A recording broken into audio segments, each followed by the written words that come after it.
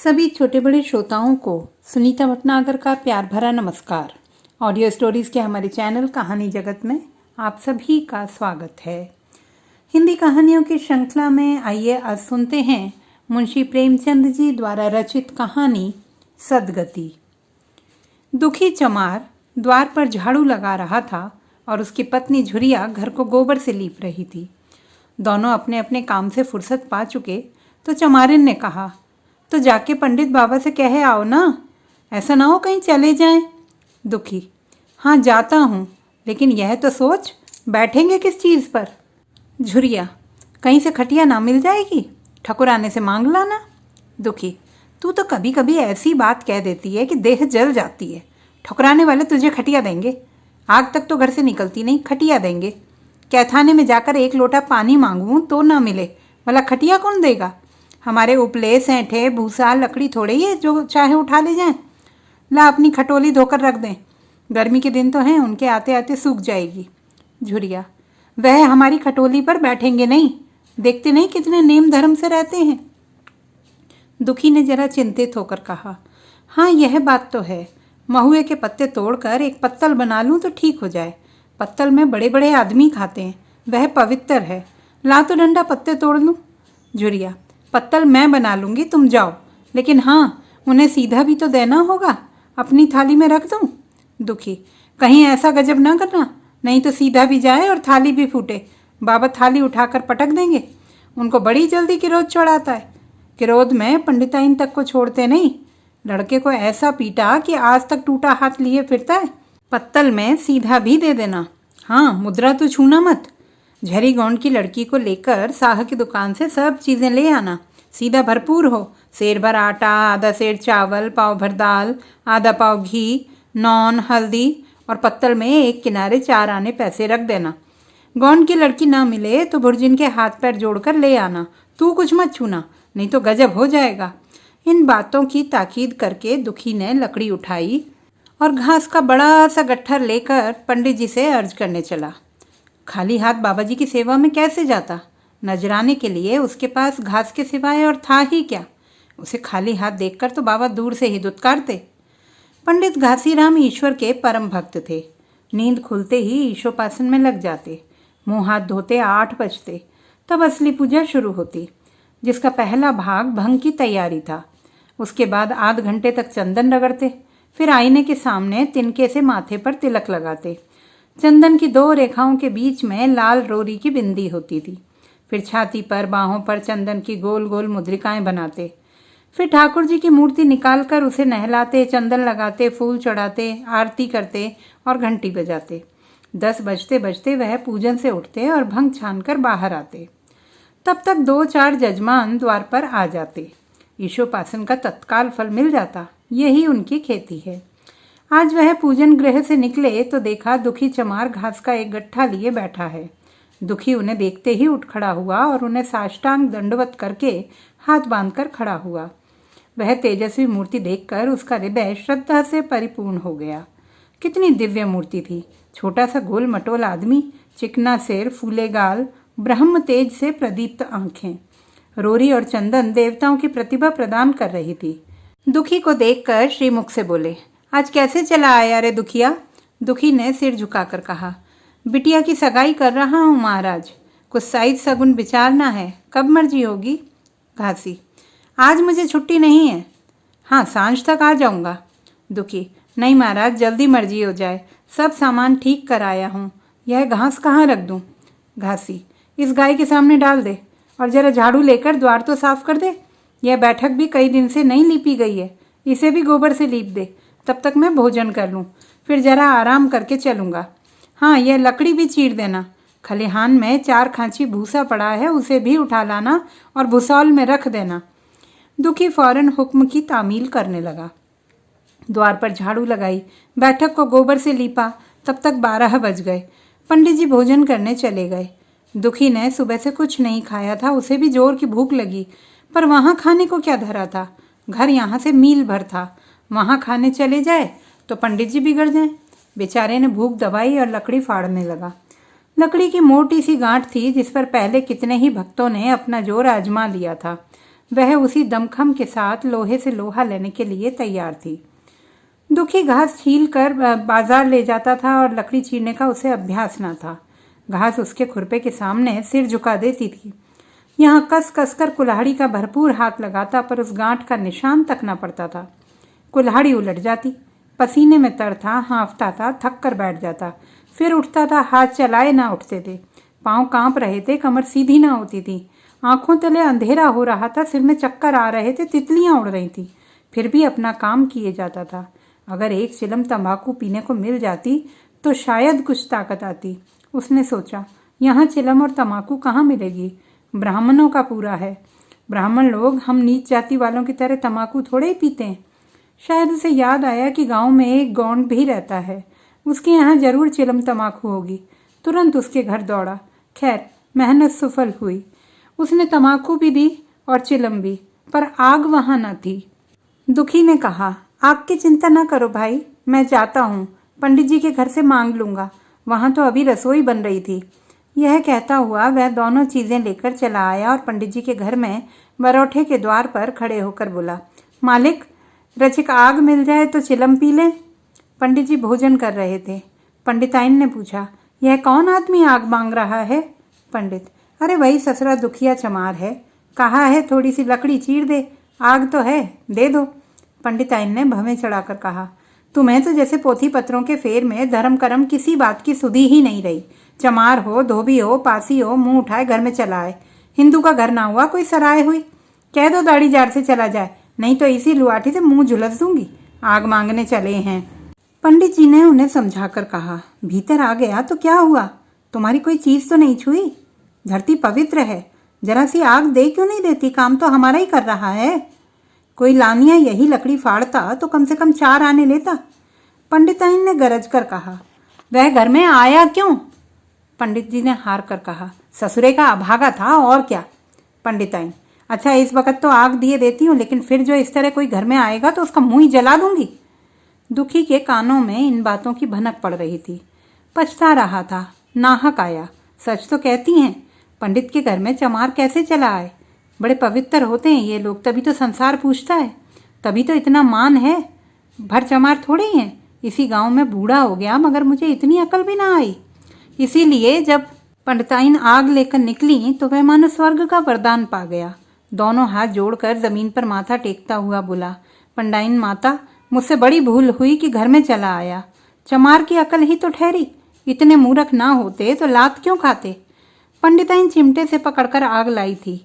5 हाथ की दूरी से घूंघट की आड़ से दुखी की तरफ आग फेंकी। आग की बड़ी सी चिंगारी दुखी के सिर पर पड़ गई। जल्दी से पीछे हटकर सिर को झोंटे देने लगा। उसके मन ने कहा, यह एक पवित्र ब्राह्मण के घर को अपवित्र करने का फल है। भगवान ने कितनी जल्दी फल दे दिया। इसी से तो संसार पंडितों से डरता है और सब के रुपए मारे जाते हैं। ब्राह्मण के रुपए भला कोई मार तो ले, घर भर का सत्यानाश हो जाए, पाँव गल गल कर गिरने लगे। बाहर आकर उसने चिलम पी और फिर कुल्हाड़ी लेकर जुट गया। खट खट की आवाज़ें आने लगीं। उस पर आग पड़ गई तो पंडिताइन को उस पर कुछ दया आ गई। पंडित जी भोजन करके उठे तो बोली, इस चमरवा को भी कुछ खाने को दे दो, बेचारा कब से काम कर रहा है, भूखा होगा। पंडित जी ने इस प्रस्ताव को व्यवहारिक क्षेत्र से समझकर पूछा, रोटियां हैं? पंडिताइन, 2-4 बच जाएंगी।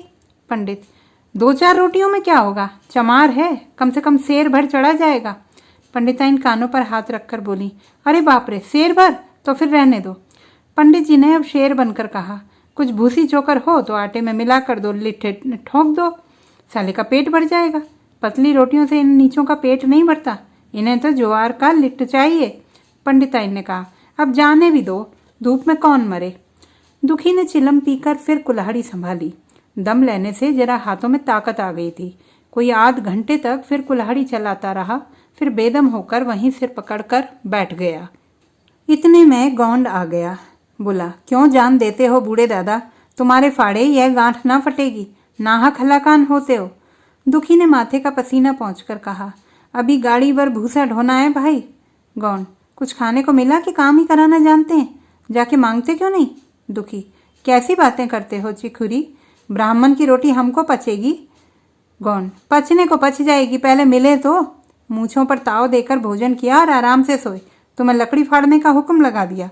जमींदार भी कुछ खाने को देता है, हाकिम भी बेगार लेता है तो थोड़ी बहुत मजूरी दे देता है। यह उनसे भी बढ़ गए, उस पर धर्मात्मा बनते हैं।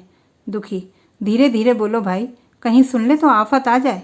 यह कहकर दुखी फिर संभल पड़ा और कुल्हाड़ी की चोट मारने लगा। चिखुरी को उस पर दया आई, आकर कुल्हाड़ी उसके हाथ से छीन ली और कोई आध घंटे खूब कस कस कर कुल्हाड़ी चलाई, पर गांठ में एक दरार भी न पड़ी। तब उसने कुल्हाड़ी फेंक दी और यह कहकर चला गया, तुम्हारे फाड़े यह न फटेगी, जान भले ही निकल जाए। दुखी सोचने लगा, बाबा ने यह गांठ कहाँ रख छोड़ी थी कि फाड़े नहीं फटती, कहीं दरार तो पड़ती नहीं। मैं कब तक इसे चीरता रहूंगा, अभी घर पर 100 काम पड़े हैं। कार परोजन का घर है, एक न एक चीज घटी ही रहती है, पर इन्हें इसकी क्या चिंता। चलूं जब तक भूसा ही उठा लाऊं, कह दूंगा बाबा आज तो लकड़ी नहीं फटी, कल आकर फोड़ दूंगा। उसने जौवा उठाया और भूसा ढोने लगा। खलिहान यहाँ से 2 फरलांग से कम ना था। अगर जौवा खूब भर भर कर लाता तो काम जल्द खत्म हो जाता, लेकिन फिर जौवे को उठाता कौन। अकेले भरा हुआ जौवा उससे ना उठ सकता था, इसलिए थोड़ा थोड़ा लाता था।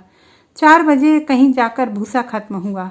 पंडित जी की नींद भी खुली, मुंह हाथ धोया, रान खाया और बाहर निकले। देखा तो दुखी जौवे पर सिर रखे सो रहा है। जोर से बोले, अरे दुखिया, तू सो रहा है? लकड़ी तो अभी तक ज्यों की त्यों पड़ी हुई है, इतनी देर तू करता क्या रहा? मुट्ठी भर भूसा ढोने में संझा कर दी, उस पर सो रहा है। उठा ले कुल्हाड़ी और लकड़ी फाड़ डाल। तुझसे जरा सी लकड़ी नहीं फटती, फिर साइट भी वैसी ही निकलेगी, मुझे दोष मत देना। इसी से कहा है कि नीच के घर में खाने को हुआ और उसकी आंख बदली। दुखी ने फिर कुल्हाड़ी उठाई। जो बातें पहले से सोच रखी थी वह सब भूल गई। पेट पीठ में धंसा जाता था, आज सवेरे जलपान तक न किया था, अवकाश ही न मिला था। उठना भी पहाड़ मालूम होता था, जी डूबा जाता था, पर दिल को समझा कर उठा। पंडित हैं, कहीं साइज ठीक से ना विचारें तो फिर तो सत्यानाश ही हो जाए। जब भी तो संसार में इतना मान है, साइज ही का तो सब खेल है, जिसे चाहे बिगाड़ दें। पंडित जी गांठ के पास आकर खड़े हो गए और बढ़ावा देने लगे। हाँ मार, कस के मार और कस के मार, अबे जोर से मार, तेरे हाथ में तो जैसे दम ही नहीं है, लगा कस के। खड़ा सोचने क्या लगता है, हाँ बस फटाई चाहती है, दे उसी दरार में। दुखी अपने होश में न था, न जाने कौन सी गुप्त शक्ति उसके हाथों को चला रही थी। वह थकन, भूख, कमजोरी सब मानो भाग गई। उसे अपने बाहुबल पर स्वयं आश्चर्य हो रहा था। एक एक चोट वज्र की तरह पड़ती थी। आध घंटे तक वह इसी तरह उन्माद की दशा में हाथ चलाता रहा, यहाँ तक कि लकड़ी बीच से फट गई और दुखी के हाथ से कुल्हाड़ी छूटकर गिर पड़ी। इसके साथ वह भी चक्कर खाकर गिर पड़ा। भूखा प्यासा थका हुआ शरीर जवाब दे गया। पंडित जी ने पुकारा, उठ के 2-4 हाथ और लगा दे, पतली पतली चैलियां हो जाएं। दुखी ना उठा। उन्होंने अब भी उसे दिख करना उचित न समझा। पंडित जी ने भीतर जाकर बूटी छानी, शौच गए, स्नान किया और पंडिताई बाना पहनकर बाहर निकले। दुखी अभी तक वहीं पड़ा हुआ था। जोर से पुकारा, अरे क्या यहीं पड़े रहोगे दुखी? चलो तुम्हारे ही घर चल रहा हूँ, सब सामान ठीक ठाक है ना? दुखी फिर ना उठा। अब पंडित जी को कुछ शंका हुई। पास जाकर देखा तो दुखी अकड़ा पड़ा हुआ था। बदहवास होकर भागे और पंडिताइन से बोले, दुखिया तो जैसे मर गया। पंडिताइन हकबकाकर बोली, वह तो अभी लकड़ी चीर रहा था ना? पंडित, हाँ लकड़ी चीरते चीरते मर गया, अब क्या होगा? पंडिताइन ने शांत होकर कहा, होगा क्या, चमरौने में कहला भेजो, मुर्दा उठा ले जाएं। एक क्षण में गांव भर में खबर हो गई। पूरे में ब्राह्मणों की ही बस्ती थी, केवल एक घर गौंड का था। लोगों ने उधर का रास्ता छोड़ दिया। कुएं का रास्ता उधर ही से था, पानी कैसे भरा जाए? चमार की लाश के पास से होकर पानी भरने कौन जाए? एक बुढ़िया ने पंडित जी से कहा, अब मुर्दा फेंकवाते क्यों नहीं, कोई गांव में पानी पिएगा या नहीं? उधर गौंड ने चमरोने में जाकर सबसे कह दिया, खबरदार मुर्दा उठाने मत जाना, अभी पुलिस की तहकीकात होगी। दिल लगी है कि एक गरीब की जान ले ली। पंडित होंगे तो अपने घर के होंगे, लाश उठाओगे तो तुम भी पकड़े जाओगे। इसके बाद ही पंडित जी पहुंचे, पर चमरौने का कोई आदमी लाश उठाने को तैयार ना हुआ। हाँ, दुखी की स्त्री और कन्या दोनों हाय हाय करती वहां से चली और पंडित जी के द्वार पर आकर सिर पीट पीट कर रोने लगी। उनके साथ 10-5 और चमारिनें थीं, कोई रोती थी, कोई समझाती थी, पर चमार एक भी न था। पंडित जी ने चमारों को बहुत धमकाया, समझाया, मिन्नत की, पर चमारों के दिल पर पुलिस का रौब छाया हुआ था। एक भी न मिनका। आखिर निराश होकर लौट आए। आधी रात तक रोना पीटना जारी रहा। देवताओं का सोना मुश्किल हो गया, पर लाश उठाने कोई चमार न आया। और ब्राह्मण चमार की लाश कैसे उठाते? भला ऐसा किसी शास्त्र पुराण में लिखा है? कहीं कोई दिखा दे। पंडिताइन ने झुंझलाकर कहा, इन डाइनों ने तो खोपड़ी चाट डाली, सभी का गला भी नहीं दुखता। पंडित ने कहा, रोने दो चुड़ैलों को, कब तक रोएंगी? जीता था तो कोई बात ना पूछता था, मर गया तो कोलाहल मचाने के लिए सबकी सब आ पहुंची। पंडिताइन, चमार का रोना मनहूस है। पंडित, हाँ बहुत मनहूस। पंडिताइन, अभी से दुर्गंध उठने लगी। पंडित, चमार था ससुरा की नहीं?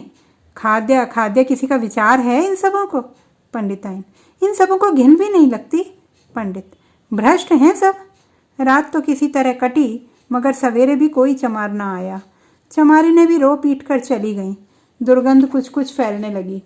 पंडित जी ने एक रस्सी निकाली, उसका फंदा बनाकर मुर्दे के पैर में डाला और फंदे को खींचकर कस दिया। अभी कुछ कुछ धुंधला था। पंडित जी ने रस्सी पकड़कर लाश को घसीटना शुरू किया और गांव के बाहर घसीट ले गए।